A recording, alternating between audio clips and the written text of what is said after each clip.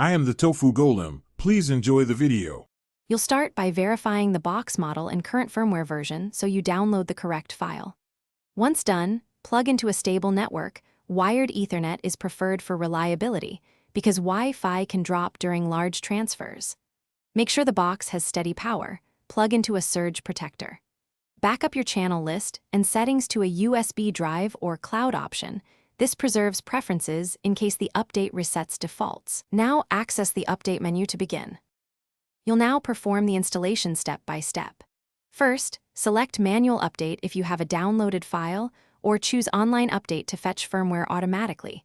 Both options validate integrity before applying. If manual, place the firmware file in the USB root and select it from the update screen. The box verifies signatures to avoid corrupt installs. Watch the progress indicator closely. The box may reboot several times. Do not unplug or interrupt power. That prevents a bricked device. After the final reboot, confirm the new firmware version in System Info so you know the update succeeded. Once confirmed, restore your backed up settings and quick scan channel lists. Then test tuners, electronic program guide, and any conditional access modules to ensure functionality. If something fails, enter the box's recovery mode and retry the USB reinstall. Many boxes include a safe firmware loader for corrupted updates. If recovery fails, contact manufacturer, support with error codes, and serial number.